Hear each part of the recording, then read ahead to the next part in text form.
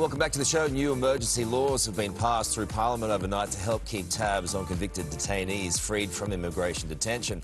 But it won't come cheap. Taxpayers slugged $180,000 to introduce the strict measures, including electronic tracking, mandatory curfews and a ban on working with kids. Joining us with more, ALP National President Wayne Swan and Independent MP Sophie Scamps. Good morning, guys. Nice to see you. Sophie, to you first up. Late night in Parliament last night, working around the clock to get it done. Is it enough?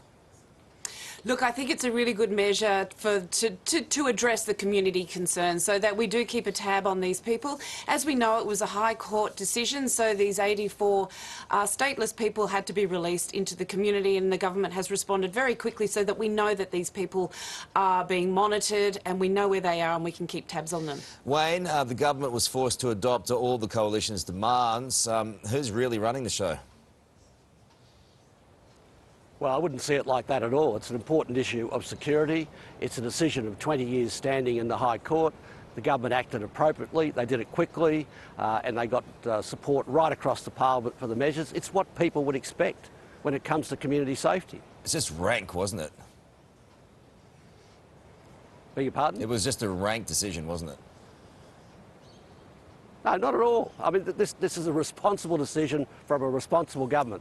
People are trying to score political points over this. The High Court took this decision 20 years ago, and the government's not responsible for the High Court decision, but they are responsible for the consequences. So they stepped up in the Parliament and got the legislation through as quickly as possible. I give them a big tick for that. Sophie, the criticism was that they should have been better prepared for it. It was a bad week for the government.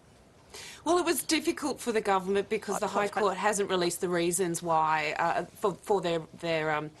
for what they did, and that is still to come. But I think that they did act quickly, and there was good consultation with the crossbench, which I really appreciated, and I think the measures are in place now. All right, Swanee, the government is also copping flak from its own party. Labor premiers across the country at war with their federal counterparts after funding for 50 infrastructure projects was scrapped.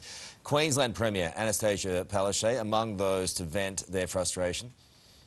The funding cuts announced by the federal government to Queensland infrastructure projects is outrageous. Wayne, does anyone like the federal government this week?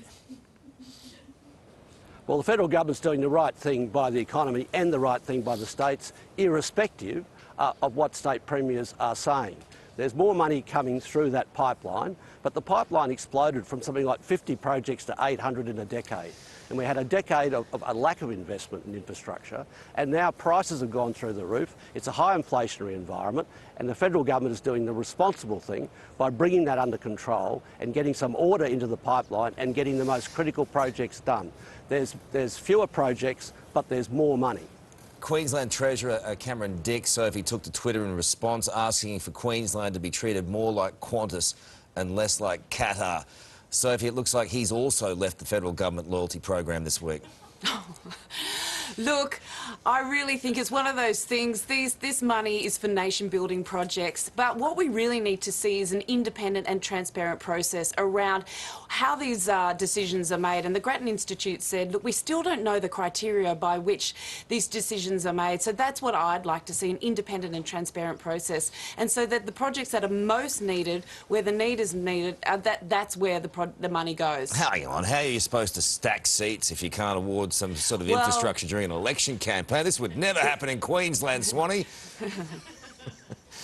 Well, we need less car parks and more roads. All right, finally, McDonald's has lost its legal dispute with fast food rival Hungry Jack's over their Big Mac lookalike burger, the Big Jack. So, I know you've been pretty vocal in the past about fast food commercials, but I want to ask you right now, Macca's or Hungry Jack's for you? Oh! How can you do that to me? So I met with Jamie Oliver last week, which was fantastic because he's supporting my Healthy Kids bill. What parents are concerned about is how our children are just deluged and saturated with advertising from these big junk food companies, and you can't get away from it. So it was fantastic to have Jamie's support behind my Healthy Kids bill. So McDonald's or Hungry Jack's? Come on, just answer the question. Well, it's banned in my husband is the one. What? He hates both. Oh, all right, Swanee, you look like a Happy Meal kind of guy. I reckon the stakes are high here, Carl, but I'll stick with the Big Mac. All right, and I quite like the big advertising junk food. So, I mean, what would I say from Channel 9? I love it. Have a great weekend, guys. Appreciate it, Sarah. I'll take one of each, thanks.